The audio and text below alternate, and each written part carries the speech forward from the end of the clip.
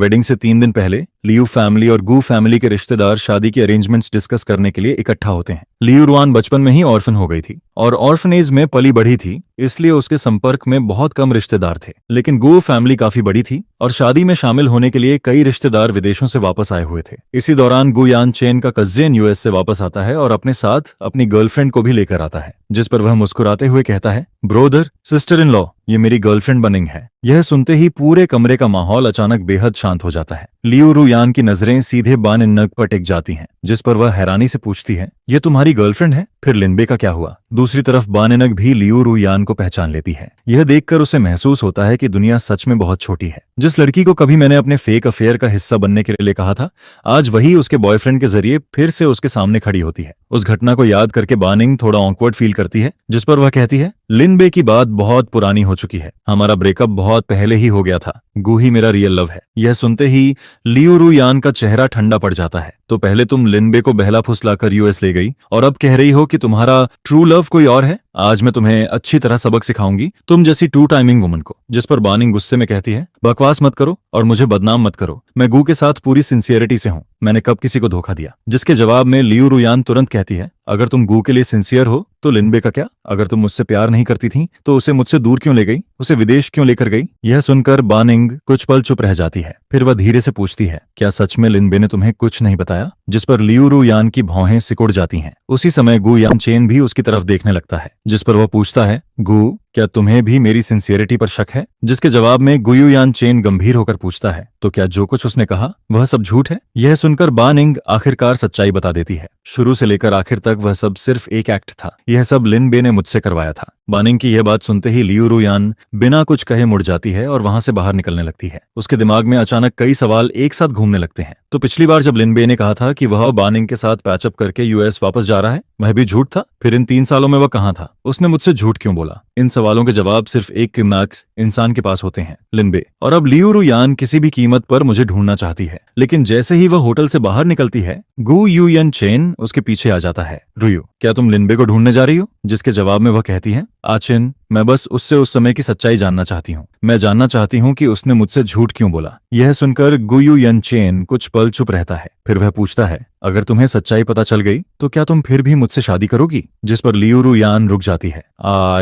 आई लेकिन उसके पास कोई जवाब नहीं होता। आचेन, अभी मैं किसी चीज के बारे में साफ नहीं सोच पा रही हूँ। मैं बस जितनी जल्दी हो सके लिनबे को ढूंढना चाहती हूँ। यह सुनकर गू यन चेन हल्की कड़वी मुस्कान देता है। मुझे लगता है मुझे अपना जवाब मिल गया। जिस पर लियू रुयान अपराधबोध से भर जाती है। आचेन, आई एम सॉरी, मैं बाद में खुद तुम्हारे पेरेंट्स के पास जाकर माफी मांगूंगी। इसके बाद वह तुरंत अपने लोगों को कॉल करती है। मुझे तुरंत लिनबे की लोकेशन चाहिए, चाहे कोई भी तरीका इस्तेमाल करना पड़े, उसकी लोकेशन भेजो। लेकिन तभी गू यन चेन उसे रोक देता है। रुयान, तुम्हें उसे ढूंढने की जरूरत नहीं है। जिस पर वह तुरंत उसकी तरफ मुड़ती है। क्या मतलब? मुझे पता है लिनबे कहाँ है। यह सुनते ही लियू रुयान की आंखों में उम्मीद लौट आती है। कहाँ है वह? लिनबे कहाँ है? लेकिन अगले ही पल गुयू यान चेन के मुंह से निकले शब्द उसकी पूरी दुनिया तोड़ देते हैं। वह मर चुका है, लिनबे मर चुका है। यह सुनते ही लियू रुयान का चेहरा सफेद पड़ जाता है। आचेन, मैंने तुम्हारा दिल दुखाया है, लेकिन इसका मतलब यह नहीं कि तुम लिनबे को कोसोगे। जिस पर गुयू यान चेन सिर हिलाता है। मैं उसे कोस नहीं रहा हूँ, लिनबे सच में मर चुका है। वह उसी दिन मरा था जिस दिन तुम्हारा कार एक्सीडेंट हुआ था और तुम्हारी कॉर्नियाज वही डोनेट करके गया था। यह सुनते ही लियू रुयान जोर से सिर हिलाने लगती है। नहीं, ये इम्पॉसिबल है, तुम मुझसे झूठ बोल रहे हो, लिनबे मर नहीं सकता। लेकिन उसी समय ऑपरेटिंग रूम में सुनी हुई डॉक्टर की आवाज बार बार उसके दिमाग में गूंजने लगती है। कॉर्नियल ट्रांसप्लांट सक्सेसफुल, डोनर लिनबे डेसीड, कॉर्नियल ट्रांसप्लांट सक्सेसफुल,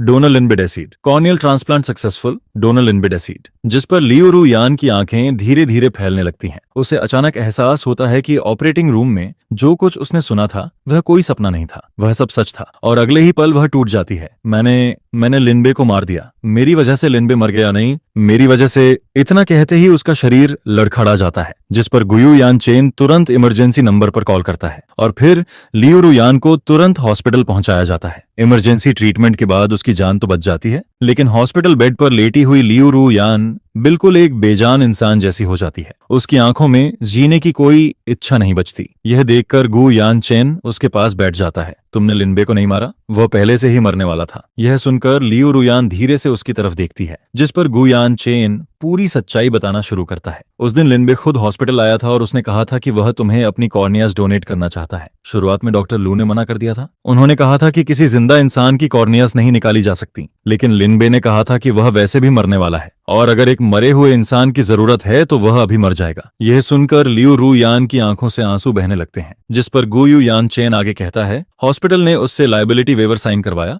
और फिर सर्जरी के लिए तैयार हुआ। इसके बाद उसकी हार्ट फेलियर की वजह से ऑपरेटिंग रूम में ही डेथ हो गई और उसकी डेथ के तुरंत बाद फ्यूनरल होम वाले उसका बॉडी लेकर चले गए। उन्होंने बताया था कि लिनबे ने 10 दिन पहले ही अपना फ्यूनरल बुक करवा लिया था, उसी दिन जिस दिन तुम्हारी उससे दोबारा मुलाकात हुई थी। यह सब सुनकर लियू रू यान पूरी तरह स्तब्ध रह जाती है। 3 साल पहले वाला मेरा फेक अफेयर, हमारी आखिरी मुलाकात और हाल की सारी घटनाएं, सब कुछ उसके दिमाग में बार बार घूमने लगता है। उसे महसूस होता है कि जिन जवाबों को वह ढूंढ रही थी वे उसके बिल्कुल सामने हैं, लेकिन फिर भी वह उन्हें साफ नहीं देख पा रही है। तभी अचानक उसे एक जरूरी इंसान याद आता है। डॉक्टर लू, मुझे तुरंत डॉक्टर लू को बुलाओ। कुछ समय बाद डॉक्टर लू उसके सामने खड़े होते हैं, जिस पर वह पूछते हैं मिस लियू, आपने मुझे क्यों बुलाया है? जिसके जवाब में लियू रू यान सीधे कहती है मुझे लिनबे के बारे में सब कुछ जानना है। यह सुनकर डॉक्टर लू तुरंत नजरें चुरा लेते हैं। मुझे मिस्टर लिन के बारे में कुछ नहीं पता मिस लियू, शायद आप गलत इंसान से पूछ रही हैं। जिस पर लियू रू यान की आवाज ठंडी हो जाती है। डॉक्टर लू, आप एक समझदार इंसान हैं, मैं आपके साथ सख्ती नहीं करना चाहती। यह सुनकर डॉक्टर लू गहरी सांस लेते हैं। मिस लियू, कभी कभी लोगों को अतीत से इतना चिपक कर नहीं रहना चाहिए, कुछ बातें धुंधली ही रहें तो बेहतर होता है। जिसके जवाब में लियू रू यान तुरंत कहती है और अगर मैं सच्चाई जानने पर अड़ी रहूं तो? यह सुनकर डॉक्टर लू कुछ सेकंड तक चुप रहते हैं, फिर आखिरकार वह बोल पड़ते हैं ठीक है, मिस्टर लिन आपसे बहुत गहरा प्यार करता था, उसका प्यार आपके साथ दफन नहीं होना चाहिए। मिस लियू, 3 साल पहले जब आपको अचानक हार्ट फेलियर हुआ था, तब क्या आपको उस लड़के के पिता याद हैं जिसका हार्ट आपको ट्रांसप्लांट किया गया था? जिस पर लियू रू यान सिर हिलाती है। मुझे याद है, वह एक फार्मास्यूटिकल रिसर्च लैब के डायरेक्टर थे। उनके बेटे का हार्ट मिलने की वजह से मुझे दूसरी जिंदगी मिली थी और बिजनेस सक्सेसफुल होने के बाद से मैं हर साल उनकी लैब को रिसर्च सपोर्ट के लिए बड़ी डोनेशन देती रही हूँ। यह सुनकर डॉक्टर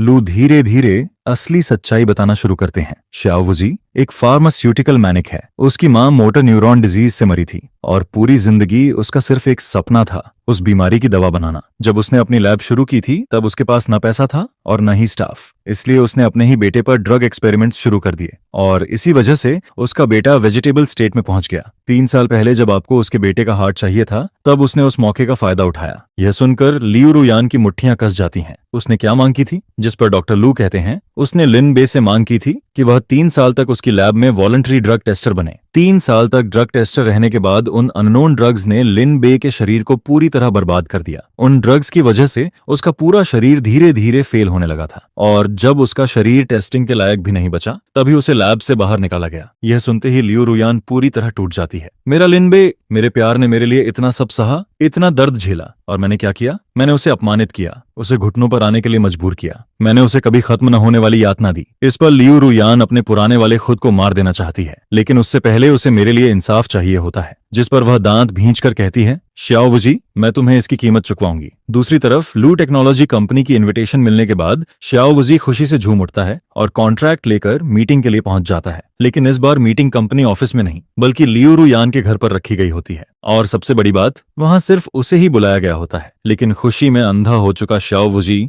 इस अजीब बात पर ध्यान ही नहीं देता। जैसे ही वह अंदर पहुंचता है, लियू रू यान खुद उसका स्वागत करती है। जिस पर श्याओवुजी खुश होकर कहता है मैनेजर लू, आप सच में बहुत दयालु हैं। हमारे रिसर्च इंस्टीट्यूट को लगातार सपोर्ट देने के लिए धन्यवाद। मैं आपके नाम ये टोस्ट करता हूँ। जिस पर लियू रू यान मुस्कुराती है। जनरस तो आप भी कम नहीं है डीन शाओ। अगर उस समय आपने अपने बेटे का हार्ट मुझे डोनेट नहीं किया होता तो मैं आज यहाँ नहीं होती। ये सुनकर श्याओवुजी गर्व से मुस्कुराता है। आप मुझे ज्यादा क्रेडिट दे रही हैं। एक डॉक्टर होने के नाते मैं किसी को मरते हुए कैसे देख सकता था? यह सुनकर लियू रू यान की मुस्कान और गहरी हो जाती है। क्या शानदार डॉक्टर जज हार्ट है आपका? तो क्या हेल्दी लोगों पर ड्रग एक्सपेरिमेंट्स करना भी आपके डॉक्टर जज हार्ट का हिस्सा है? यह सुनते ही श्याओवुजी का चेहरा बदल जाता है। मैनेजर लू, मुझे समझ नहीं आ रहा आप क्या कह रही हैं। मुझे लगता है आज कॉन्ट्रैक्ट की बात यहीं खत्म करनी चाहिए, मैं चलता हूँ। लेकिन जैसे ही वह दरवाजे तक पहुंचता है, उसे पता चलता है कि दरवाजा लॉक्ड है और उसी समय उसके शरीर की ताकत भी धीरे धीरे खत्म होने लगती है। वह ठीक से खड़ा तक नहीं रह पाता। जिस पर लियू रू यान धीरे धीरे अपनी जगह से उठती है। उसके हाथ में एक तेज स्कैल्पल होता है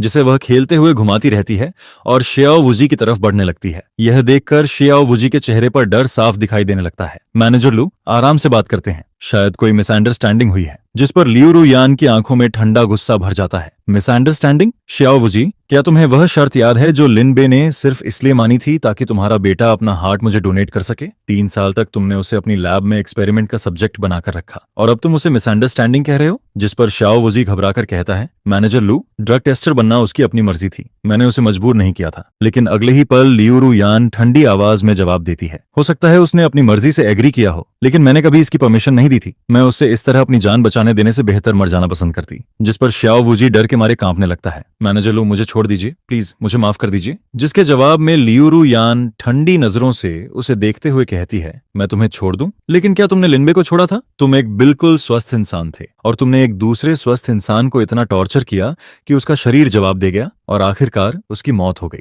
आज मैं उसका बदला लेकर रहूंगी। इतना कहकर वह स्कैल्पल को और कसकर पकड़ लेती है, लेकिन तभी गुयुयान चैन आगे बढ़कर उसे रोक लेता है। रुयान, जल्दबाजी मत करो, शियाओ वुजी को कानून सजा देगा। अगर तुमने अभी उसे मार दिया तो तुम खुद एक मर्डरर बन जाओगी। इतनी बेवकूफी मत करो। यह सुनते ही लियू रुयान की आंखें लाल हो जाती हैं, जिस पर वह पलटकर कहती है, बेवकूफी? आचन, तुम्हारे हिसाब से बेवकूफी क्या होती है? लिन बे ने मुझे बचाने के लिए खुद को एक लैब रैट बना दिया, लेकिन उसने मुझे सच्चाई बताने की बजाय चीटिंग की फेक स्टोरी बना दी ताकि मैं उससे नफरत करूं। क्या वह बेवकूफी नहीं थी? मरने के कगार पर पहुंचने के बाद भी उसने अपनी कॉर्नियाज मुझे दे दी और खुद ऑपरेटिंग रूम में मर गया। क्या वह बेवकूफी नहीं थी? वह मुझसे इतना प्यार करता था, उसने मेरे लिए सब कुछ दे दिया, लेकिन मुझे तो यह तक पता नहीं था कि वह मर चुका है। मैं तो किसी और के साथ अपनी शादी की प्लानिंग तक कर रही थी। क्या यह सब बेवकूफी नहीं थी? ये कहते कहते उसकी आवाज कांपने लगती है। उसने मेरे लिए इतनी बार बेवकूफी की, तो अगर मैं उसके लिए एक बार बेवकूफी कर लूं तो उसमें गलत क्या है? यह सुनकर गुयुयान चेन कुछ पल चुप रह जाता है। फिर वह धीरे से कहता है, रुयुयान, लिन बे ने यह सब इसलिए किया था क्योंकि वह चाहता था कि तुम अच्छी तरह जियो। उसकी आखिरी इच्छा को बेकार मत जाने दो। लेकिन लियू रुयुयान तुरंत सिर हिला देती है, मैं तभी जीना चाहती हूँ जब वह भी जिंदा हो। यह सुनकर गुयुयान चेन गंभीर हो जाता है। रुयान, क्या तुम मरकर हमेशा के लिए लिन बे से अलग होना चाहती हो? जिस पर वह हैरानी से उसकी तरफ देखती है। क्या तुम्हें सच में अगले जन्म पर विश्वास है? जिसके जवाब में गुयुयान चेन बिना झिझक कहता है, हाँ जरूर है, और लिन बे जैसा दयालु इंसान मरने के बाद जरूर हेवन गया होगा। अगर तुम्हारे हाथ खून से रंग गए और तुम हेल में गई तो फिर तुम उसे कैसे ढूंढोगी? यह सुनकर लियू रुयान की आंखों में एक अलग ही चमक आ जाती है। जिस पर गुयान चेन आगे कहता है, शियाओ वुजी ने लिनबे को बहुत बुरी तरह नुकसान पहुंचाया है। उसे इतनी आसान मौत नहीं मिलनी चाहिए। उसे आधा जिंदा और आधा मरा हुआ छोड़ना चाहिए। उसे हॉस्पिटल ले जाओ, उसे जिंदा रखो। लिनबे ने 3 साल तक यातना सही थी। मैं शियाओ वुजी से उसका बदला 100 नहीं 1000 गुना ज्यादा वसूल करूंगी। इसके बाद लियू रुयान अपने लोगों को लेकर सीधे शियाओ वुजी की फार्मास्यूटिकल लैब पहुंचती है और पूरी लैब को तहस नहस करवा देती है। वहीं उसे लैब के अंदर मौजूद वीडियोस भी मिलते हैं और उन वीडियोस को देखकर उसे पहली बार पता चलता है कि मैंने उन 3 सालों में कैसी जिंदगी बिताई थी। वीडियो के पहले दिन मैं बिल्कुल वैसा ही दिखाई देता हूं जैसा उसे याद था, एक मुस्कुराता हुआ, उम्मीदों से भरा जवान लड़का। लेकिन वहां के रिसर्चर्स मुझे इंसान की तरह नहीं